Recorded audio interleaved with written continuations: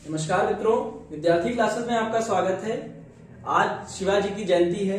इसी उपलक्ष्य में आज हम आपके लिए एक टॉपिक लेके आए हैं जो कि है मराठा साम्राज्य। आज हम लोग जानेंगे कैसे शिवाजी आगे बढ़े और कैसे शासन व्यवस्था संभाली उन्होंने। देखा जाए तो शासन व्यवस्था इनको विरासत में ही मिली। इनके पिताजी सेनापति थे तो वहीं से इनको ये सब शिक्षा दीक्षा मिली। थोड़ा सा मैप में देख लेते हैं कैसे शिवाजी क्या बढ़े। आप देखिए, ये भारत अगर ऐसे है तो यहाँ दिल्ली में मुगल थे और यहाँ पर महाराष्ट्र के आसपास यहाँ पर शिवाजी अपना शासन बढ़ाएंगे। मुगलों की नीति होती थी कि पूरे भारत पर अपना कब्जा किया जाए और अपने धर्म को प्रचार प्रसार किया जाए।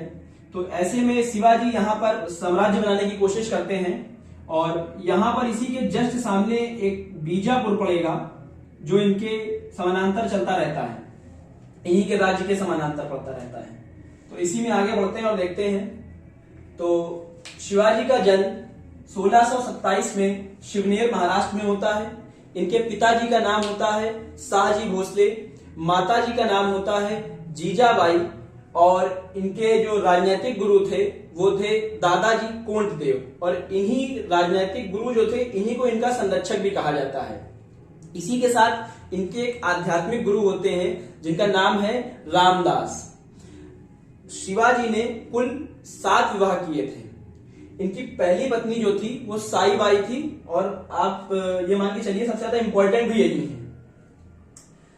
फिर इसके बाद आगे बढ़ते हैं और देखते हैं शिवाजी ने आक्रमण जो शुरू किए। सबसे पहला इन्होंने जो आक्रमण किया वो 1643 में सबसे पहला सैन्य अभियान किया इन्होंने। और वो कहां पर किया?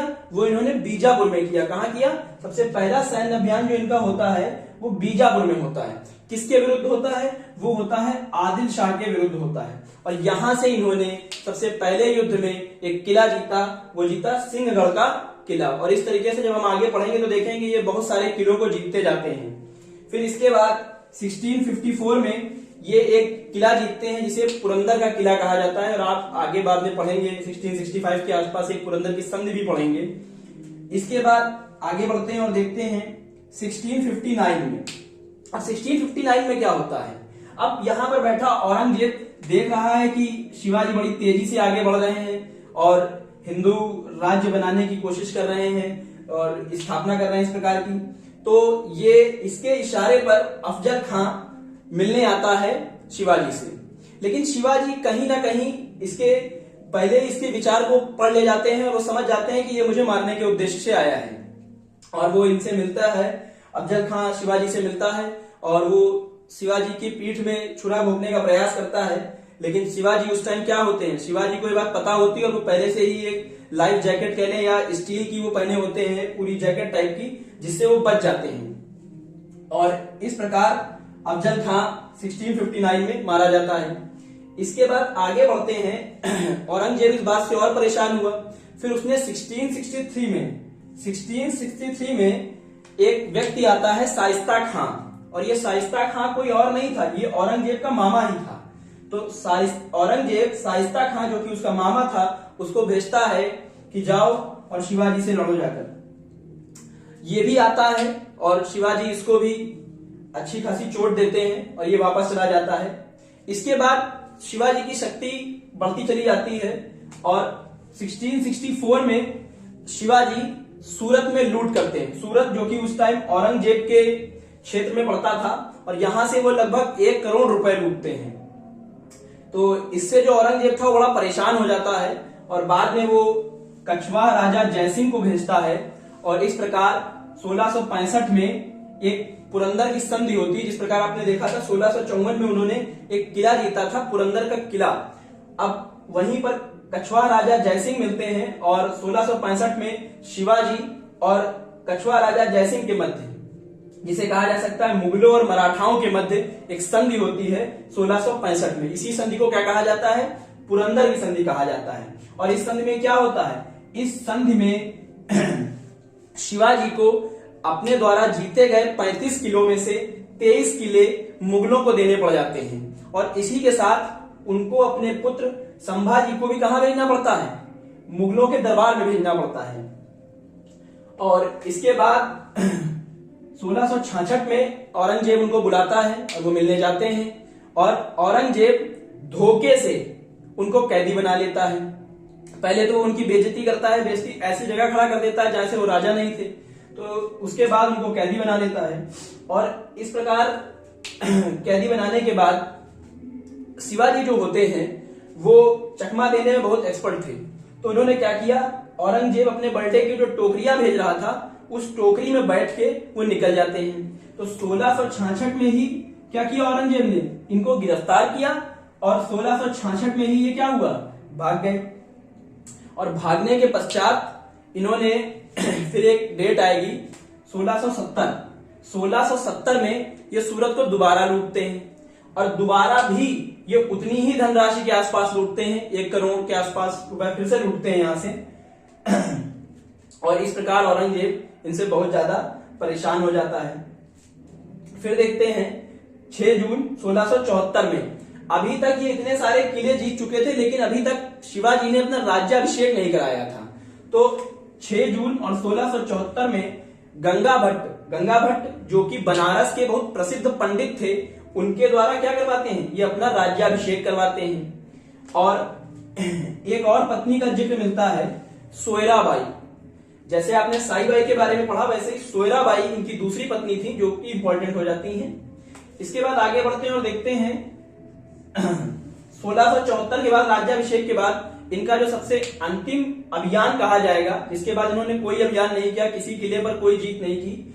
1678 में ये एक किला जीतते हैं, जिंजी का किला, जो कि तमिलनाडु में पड़ेगा। कहां पड़ेगा, जिंजी का किला जो कि तमिलनाडु में पड़ेगा, उसको जीतते हैं। और इसके बाद एक घटना होती है, इनका जो पुत्र था संभाजी जो इनका पुत्र था वो बगावत कर देता है और इस बात से आहत होकर ये बहुत बीमार पड़ जाते हैं और 1680 में क्या होता है, शिवाजी की मृत्यु हो जाती है। तो इस प्रकार से हम लोगों ने इनके बारे में जान लिया। इसमें जो डेट्स हैं वो थोड़ी इंपॉर्टेंट है, उनमें से कुछ डेट्स आपको बिल्कुल याद रखनी होंगी। जैसे सूरत की प्रथम लूट है, सूरत दोबारा कब लूटा उन्होंने, और पुरंदर की संधि कब हुई, अफजल खां से जो युद्ध हुआ, शाइस्ता खां से जो हुआ, ये कुछ इंपॉर्टेंट थे। इनके राजनीतिक गुरु का नाम, माता का नाम, पत्नी का नाम। अब इसी में आगे बढ़ते हैं और देखते हैं एक बहुत इंपॉर्टेंट आता है अष्टप्रधान।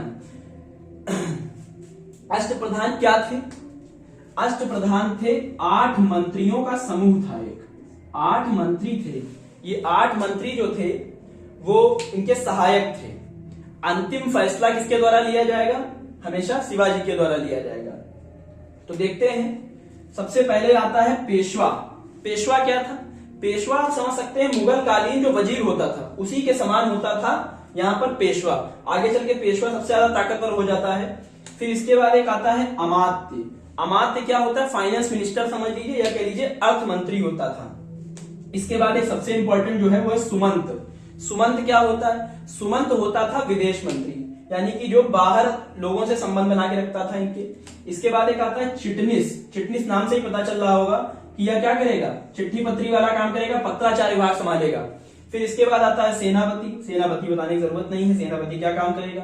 फिर आता है न्यायाधीश। अब न्यायाधीश इनके सहायक थे। कुछ जो बड़े मामले होते थे जो शिवाजी के सामने आते थे उसमें अंतिम फैसला शिवाजी का होता था। और न्यायाधीश जो छोटे केस होते थे वो तो वो देख लेते थे, लेकिन अगर कोई बड़ा केस है तो वो किसके समक्ष आएगा, वो शिवाजी के समक्ष आएगा, उसमें ये सलाह देंगे, लेकिन अंतिम फैसला किसका होगा, शिवाजी का होगा।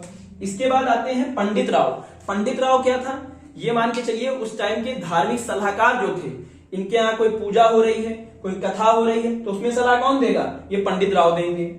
इसके बाद एक और आता है वाक्यानवीस। वाक्यानवीस क्या था, वाक्यानवीस आप आधुनिक युग का रॉ मान लीजिए, जैसे आर्मी की एक विंग होती है रॉ, उसी तरह से क्या थे, गुप्तचर थे, इंटेलिजेंस ब्यूरो या रॉ मान लीजिए इनको, ठीक है। तो इस तरीके से हमने देखा ये इनके कुछ अष्टप्रधान थे।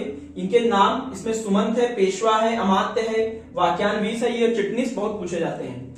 इसी के बाद हम देखते हैं 2 कर भी थे जो चलाए गए थे, एक था चौथ और एक था सर देशमुख। चौथ कर क्या था, चौथ कर एक ऐसा कर था जो क्षेत्र शिवाजी के अंडर में आता था, जिस पर शिवाजी का अधिकार था, वहां से तो कृषि और राजस्व का ये 1/4 लेते थे। लेकिन जो क्षेत्र इनके अधीन नहीं था वहां पर सरदेशमुख लगता था और सरदेशमुख में 1/10 लिया जाता था। 1/10 जो क्षेत्र इनके अधीन नहीं था वहां पर ये बोल देते थे कि आपका जो जितना भी खेती से या किसी चीज से राजस्व आ रहा है उसका 1/10 हमको दीजिए, वरना हम आपके यहाँ आक्रमण कर देंगे। तो इस तरीके से 2 कर हमने देखे, एक चौथ और एक सरदेशमुख। जो राज्य इनके अधीन है वहां पर चौथ लगेगा और उसमें 1/4 मिलेगा, और सरदेशमुख में 1/10 जो राज्य इनके अधीन नहीं है वहां पर आक्रमण कर देंगे नहीं तो इसलिए आप सरदेशमुख दीजिए 1/10। तो इस तरीके से हमने देखा 1627 में जन्मे शाहजी भोसले के घर पर शिवाजी, इनकी माता का नाम जीजाबाई, राजनैतिक गुरु दादाजी कोंडदेव, रामदास आध्यात्मिक गुरु होते हैं, साईबाई इनकी पहली पत्नी थी, सोयराबाई इनकी दूसरी पत्नी थी। कुल 7 बीवियां थी। पहला सैन्य अभियान बीजापुर में आदिल शाह के विरुद्ध 1643 में करते हैं। फिर 1654 में ये पुरंदर का किला जीतते हैं। 1659 में अफजल खां जो कि बीजापुर का था उसको पराजित करते हैं। 1663 में औरंगजेब का मामा शाइस्ता खां आता है और इसको भी ये छत विछत करके भेजते हैं। फिर 1664 में सूरत में लूट करते हैं और 1665 में पुरंदर की संधि होती है। इसके बाद 1666 में औरंगजेब इनको कैदी बनाता है, वहां से ये दलिया में छुप कर निकल आते हैं और 1670 में सूरत को दोबारा लूटते हैं। 1674 में ये अपना राज्याभिषेक कराते हैं। उसके बाद अंतिम अभियान जो होता है वो 1678 में जिंजी के किला में होता है और इसी के बाद संभाजी जो होते हैं वो बगावत कर देते हैं और 1680 में शिवाजी की मृत्यु हो जाती है। तो इस प्रकार हम लोगों ने आज शिवाजी को डेडिकेटेड करके ये वीडियो बनाया। धन्यवाद।